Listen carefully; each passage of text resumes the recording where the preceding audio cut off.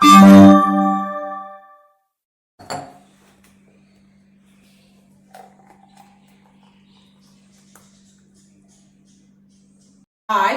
എല്ലാവർക്കും ജ്യോതിസ് കറിവേടിലേക്ക് സ്വാഗതം. ഇന്നിപ്പോൾ നമ്മൾ പുതിയൊരു വീഡിയോ ആണ്.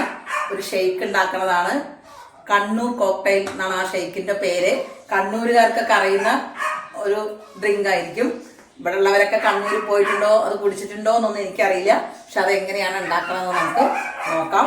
അതിലേക്ക് മെയിനായിട്ട് വേണ്ടത് 2 സാധനങ്ങളാണ്. ഒന്ന് ക്യാരറ്റ്, അത് അപ്പം ഞാൻ അങ്ങനെ ചെറുതായിട്ട് അരിഞ്ഞു വെച്ചിട്ടുണ്ട്. പിന്നെ വേണ്ടത് നമ്മുടെ പപ്പായയാണ്. ഈ രണ്ടുമാണ് ഇതിൻ്റെ മെയിൻ ഇൻഗ്രീഡിയൻസ്. അപ്പം നമ്മൾ ആദ്യം തന്നെ ഈ ക്യാരറ്റ് ഒന്ന് ചെറുതായിട്ട് വേവിച്ചെടുക്കണം. അപ്പം അതിലേക്ക് വേണ്ടി ഞാൻ ഈ ക്യാരറ്റ് കുക്കറിലേക്ക് ഇട്ട് കൊടുത്തു.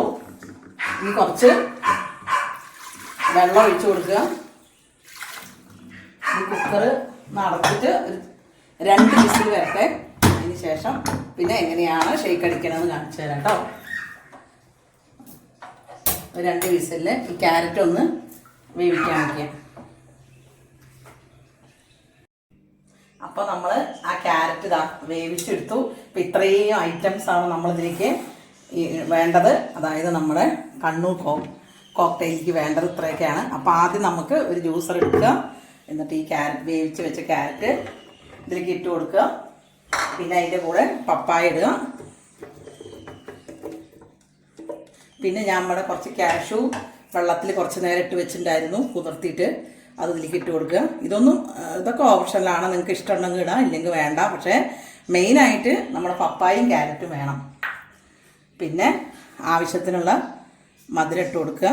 ഞാനിപ്പോൾ ഇതിലൊരു 4 സ്പൂണ് പഞ്ചസാരയാണ് ഇട്ട് കൊടുത്തിരിക്കണം. കാരണം എൻ്റെ പപ്പായൊക്കെ നല്ല മധുരമുള്ളതാണ്. അതുകൊണ്ട് നിങ്ങൾക്ക് പപ്പായ മധുരം ഇല്ലെങ്കിൽ കുറച്ചും കൂടി പഞ്ചസാരയൊക്കെ ഇട്ട് കൊടുത്തോളൂ. പിന്നെ ഞാൻ കുറച്ച് ഐസ്ക്രീം മാറി ഇടുന്നുണ്ട്, അതുകൊണ്ടാണ്. അപ്പോൾ പിന്നെ ആദ്യം ഇത് കുറച്ച് തണുപ്പിച്ച പാലാണ്. ഈ പാല് ഞാൻ ഇതിലേക്ക് ഒഴിച്ചു കൊടുക്കുന്നുണ്ട്.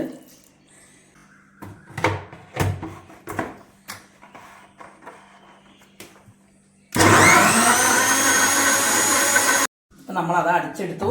ഇനി ഇതിലേക്ക് നമ്മൾ കുറച്ച് വാനില ഐസ്ക്രീമാണ്, ഇത് കുറച്ചിട്ട് കൊടുക്കുക. പിന്നെ അതിൻ്റെ കൂടെ നമ്മൾ പാല്, ഒരു പാക്കറ്റ് പാല് ഫ്രീസറിൽ വെച്ച് കട്ടയാക്കിയിട്ടുള്ളതാണ്, അതും ഇതിലേക്ക് ഇട്ട് കൊടുക്കണു. ഇത്രയാണ് ഈ ഷെയ്ക്ക് അടിക്കാൻ വേണ്ടിയിട്ടുള്ള ഇൻഗ്രീഡിയൻസ്. ഇതെല്ലാം കൂടി മിക്സിയിലിട്ടിട്ട് ഇനി നന്നായി ഒന്ന് അടിച്ചെടുത്തിട്ട് വരിക.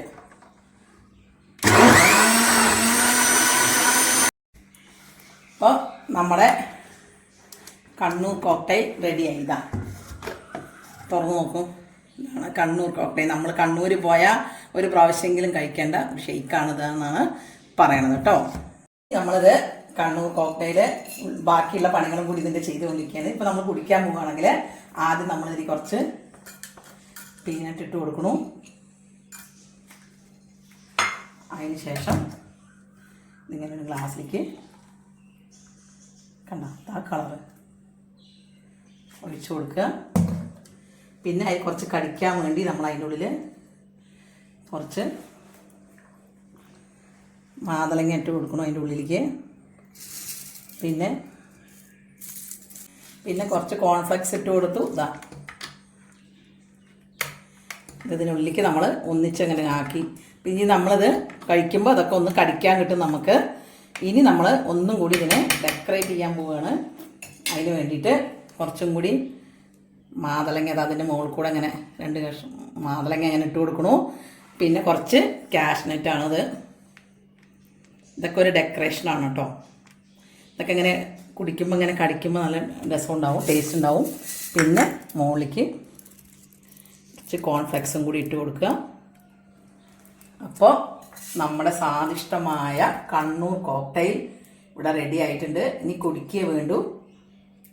അപ്പോൾ നിങ്ങളും ഇങ്ങനെയൊക്കെ ഉണ്ടാക്കി നോക്കൂ. നല്ല വേനൽക്കാലല്ലേ, ഈ പപ്പായയും ക്യാരറ്റും ഒക്കെ ശരീരത്തിന് നല്ലതാണ് ഈ സമയത്ത് കുടിക്കണത്. ഈ സമയത്തല്ല, പപ്പായയും ക്യാരറ്റും ഏത് സമയത്ത് കുടിച്ചാലും കഴിച്ചാലും നല്ലതാണ്.